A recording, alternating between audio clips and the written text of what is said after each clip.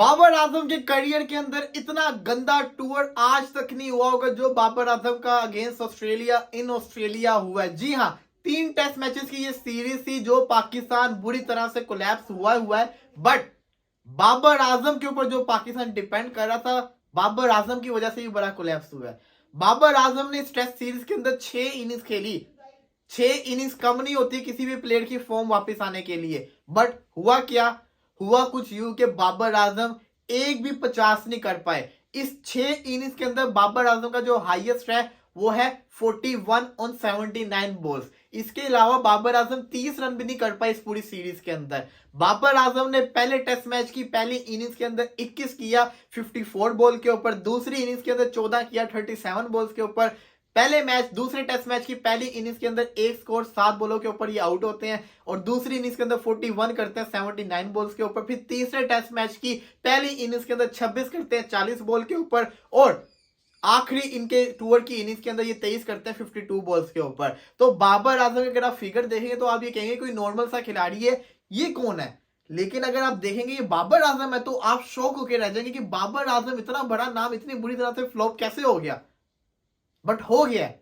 और ये क्यों हुआ है? ये बाबर आजम की अपनी गलती की वजह से हुआ है।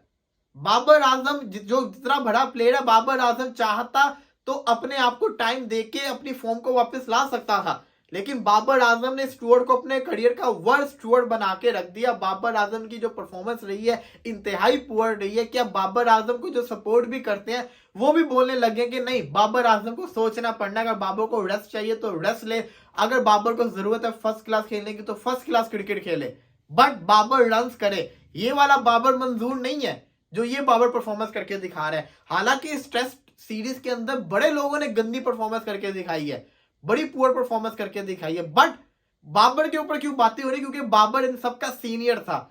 बाबर इस सबका सीनियर था और बाबर का एक अलग लेवल है। सामने वाली टीम उसके खिलाफ प्रैक्टिस करती है, लेकिन बाबर की कोई प्रैक्टिस नहीं थी। बाबर ट्रेविस हेड के हाथों आउट हो रहे हैं, बाबर मिचेल मार्श के हाथों आउट हो रहे हैं, फिर बाबर पैट कमिंस के हाथों 3 दफा आउट हो गए, हेजलवुड के हाथों क्लीन बोल्ड हो रहे हैं। पहले बाबर इन स्विंग पे आउट हो रहे थे, बाबर साहब एंड के ऊपर स्पिनर के ऊपर आउट हो गया। आज बाबर आजम सारा मुश्किल स्पेल खेल गया, हेजलवुड को खेल गया, पैट कमिंस को खेल गया, लियोन को खेल रहा है, ट्रेविस हेड क्या तो आके आउट हो गया। बाबर आजम को खुद सोचना पड़ना बाबर आजम तो कर क्या रहे हैं। खैर ये सीरीज तो बाबर आजम के लिए खत्म हो गई है। पाकिस्तान शायद हार भी जाए, बल्कि हार ही जाएगा जो परफॉर्मेंस चल रही है। लेकिन फिर भी क्या इस सीरीज से मिला सिवाय एक आमिर जमाल के? कुछ भी नहीं मिला। बाबर को सोचना पड़ना है कि बाबर आजम इतने बड़ी लेगेसी को जो लेके चल रहा है उसको इक्वल कैसे करना है, उसको मेंटेन कैसे करना है। ऐसे तो नहीं ना मेंटेन होता जो परफॉर्मेंस आपकी चल रही है। पुअर परफॉर्मेंस चल रही है, पुअर। 150 नहीं है, 150 क्या, सेंचुरी को तो छोड़ो, 70-80 किसी एक मैच में आ जाते। इवन स्टीव स्मिथ ने 50 मारा है सीरीज के अंदर, लेबुशर ने भी रन्स किए हैं, बाबर ने नहीं किए जो करने बनते थे और जिसके ऊपर हम डिपेंड कर रहे थे कि बाबर जब खेल रहा होता है तो पूरे पाकिस्तान जो नहीं भी टेस्ट मैच देख रहा था वो भी देखने लग जाते हैं बाबर को देखने के लिए। बट बाबर आजम चल ही नहीं रहे।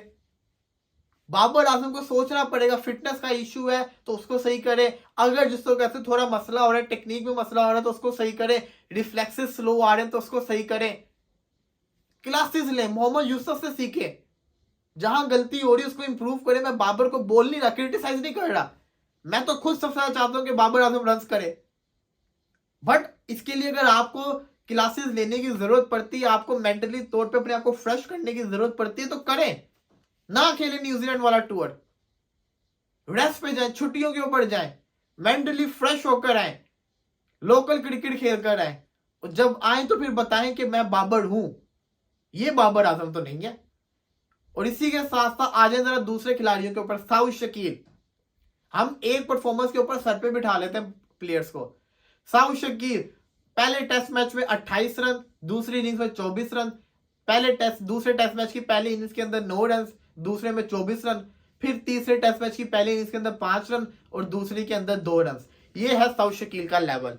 साउथ शकील अच्छी जगह पे सेना कंट्रीज में आके खेलना, पहला टूर खेल रहे हैं ऑस्ट्रेलिया के अंदर और कितनी बुरी तरह से कोलैप्स किए। इन्होंने भी एक ही नहीं 50 मारा।